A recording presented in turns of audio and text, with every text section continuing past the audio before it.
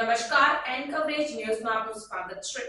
કોંગ્રેસ પાર્ટીના રાજ્યસભા સાંસદ અને ગુજરાત પ્રદેશ પ્રમુખ શક્તિસિંહ ગોહિલે બજેટને લઈને કહ્યું કે કેન્દ્ર બજેટ સંપૂર્ણ નિરાશાજનક છે। ચૂંટણી આવતી હોય ત્યારે કોઈ પણ સરકારનું છેલ્લું બજેટ લોકોને રાહતો અને આકાંક્ષાઓ પૂરી કરતું હોય છે, પરંતુ ભાજપની સરકારનું વચગાળાનું બજેટ કોઈ પણ પ્રકારની રાહત આપનારું નથી। પ્રમાણિક કરદાતાઓને ઇન્કમ ટેક્સના સ્લેબમાં કોઈ મોટી રાહત મળશે તેવી મોટી અપેક્ષા હતી, પરંતુ કરદાતાઓને કોઈ રાહત નથી તેવી પ્રતિક્રિયા આપતા પ્રદેશ કોંગ્રેસ સમિતિના પ્રમુખ અને સાંસદ શક્તિસિંહ ગોહિલે જણાવ્યું હતું કે કેન્દ્ર સરકારનું બજેટ સંપૂર્ણ નિરાશાજનક છે। મોંઘવારી, બેરોજગારી અને અનેક મુશ્કેલી વચ્ચે રહેતા ભારતીયોને અપેક્ષા હતી કે આ વર્ષે ચૂંટણી આવી રહી છે, એટલે ચૂંટણીલક્ષી બજેટમાં અમને કંઈક રાહતો મળશે। ખાસ કરીને જે કરદાતાઓ છે, પ્રમાણિક કરદાતાઓ, એમાં પણ ખાસ કરીને નોકરિયાત વર્ગ જે આવક છુપાવી ન શકે, એમને મોટી અપેક્ષા હતી કે ચૂંટણી આવી રહી છે ત્યારે મોંઘવારી અને બેરોજગારીને ધ્યાને લઈને સરકાર ઇન્કમ ટેક્સના સ્લેબમાં વધારો કરી આપીને અમને કોઈક ફાયદો આપશે। પરંતુ આ બજેટમાં direct tax, indirect tax, import duty બધા જ દરો યથાવત રાખવામાં આવ્યા છે, એટલે ઇન્કમ ટેક્સમાં પણ કોઈ ફાયદો નહીં, બીજા જે કરના માળખાઓ છે એમાં પણ કોઈ ફાયદો નહીં। ગયા વખતે કહ્યું હતું કે હજી કોરોનામાંથી તકલીફમાંથી ઉભરી રહ્યા છીએ એટલે કેટલાક ટેક્સ વધારે નાખેલા છે, પરંતુ આ બજેટમાં પણ એના એક કર એ યથાવત રાખવાનો નિર્ણય કર્યો છે સરકારે। એ દેશના અર્થતંત્રને, દેશના નાગરિકોને નુકસાન કરશે। જેના પાસે ખૂબ છે અને જેના પાસે કંઈક ઓછું છે એના વચ્ચેની ખાઈ વધશે, આ વચ્ચેનો ગેપ એ વધે એ પ્રકારનું આ બજેટ છે। ખાસ કરીને જો આપણે ગુજરાતના સંદર્ભમાં જોઈએ તો આપણા ગુજરાતમાં અનેક યુવાનો એ હીરા ઘસવાનું કામ કરીને રોજીરોટી મેળવે છે।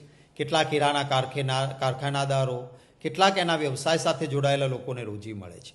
આ હીરા ઉદ્યોગ સાથે સંકળાયેલા લોકોની માંગણી હતી કે અમારી જે ઇમ્પોર્ટ ડ્યુટી હીરાની છે એ 50% કમસે કમ ઘટાડવી જોઈએ, કારણ કે મંદીનો માહોલ છે, અમારે વિશ્વના બજારમાં ટકી રહેવા માટે ઇમ્પોર્ટ ડ્યુટી ઘટાડો। મેં પણ આપણા પ્રધાનમંત્રીશ્રીને પત્ર લખ્યો હતો કે આપ પણ ગુજરાતના છો, ત્યારે હીરા ઉદ્યોગને ફાયદો થાય એટલા માટે મંદી છે એવા સંજોગોમાં ઇમ્પોર્ટ ડ્યુટી એ 50% ઘટાડજો। આ બજેટમાં 1% પણ ફાયદો હીરા ઉદ્યોગને થાય એ રીતે ઇમ્પોર્ટ ડ્યુટી ઘટાડી નથી। એવી જ બીજી માંગ અલંગ શિપ બ્રેકિંગ યાર્ડ, એમની વાત છે કે બહારથી સ્ક્રેપ એટલે કે બહાર ક્યાંય દેશમાં કોઈ શિપ બ્રેક કર્યું હોય, ભાંગ્યું હોય અને એનો ભંગાર લાવે, એનું લોખંડ લાવે, તો એના ઉપર જો તમે કસ્ટમ ઝીરો રાખો, ઇમ્પોર્ટ ડ્યુટી ઝીરો રાખો અને અલંગમાં શિપ લાવીને ભાંગે, તોડે, રોજગારી આપે, એના ઉપર જો દર વધારે રાખો તો ક્યારેય આ ઉદ્યોગને ફાયદો ન થઈ શકે। એટલા માટે એમની માંગણી હતી કે એટ પાર બહારથી આવતો ભંગાર અને શિપ બ્રેકિંગ અહીંયા થઈને ઊભો થતો ભંગાર એ બંને વચ્ચે એક સરખી ડ્યુટી હોવી જોઈએ। મેં પણ આની વારંવાર માંગણી કરી હતી, પરંતુ આજના બજેટમાં આના ઉપર કોઈ પ્રકાશ પાડવામાં નથી આવ્યો। જે ખાધ છે એ આ બજેટથી ખૂબ વધશે। કેટલાક સુવાળા શબ્દો છે, જાહેરાતો છે, પરંતુ હું એ જઈને પછી બજેટના ફળવાયેલા નાણાંની જોગવાઈ જોતો હતો તો જે શબ્દોની સજાવટ કરી છે એને અનુરૂપ કામ કરવા માટે જે નાણાં ફળવાવા જોઈએ એ નાણાંની ફાળવણી જ નથી। એટલે શું થવાનું કે આ શબ્દોની સજાવટ, ગમે એવા શબ્દો, સુવાળા શબ્દો એ પ્રવચનના શબ્દો રહેશે, પરંતુ લોકોને એનાથી ફાયદો જે થવાનો હોય એ ફાયદો નહીં થઈ શકે। અને એટલા માટે પણ આ બજેટ એ સંપૂર્ણ નિરાશાજનક બજેટ છે। મારે એ પણ કહેવું છે કે જે રેલવેની વારંવાર વાત આ બજેટમાં થઈ છે, ગતિની વાત થઈ છે, પરંતુ ગતિ કરતાં વધુ જરૂરી એ સલામતી છે। હમણાં રેલવેના અકસ્માતો વધ્યા, નિષ્ણાતોએ કહ્યું કે ફોલ્ટી સિગ્નલ છે, સિગ્નલમાં ભ્રષ્ટાચાર થયો છે, કેગે પણ કહ્યું, પરંતુ સલામતી માટેની કોઈ ચિંતા આ સરકારે કરી હોય એવું દેખાતું નથી। રેલવેમાં અગાઉ ઘણા વર્ષોથી વૃદ્ધો માટે, ચોક્કસ જરૂરિયાતમંદ વર્ગ માટે પત્રકારો માટે રેલવેની મુસાફરીમાં સ્પેશિયલ રાહત આપવામાં આવતી હતી.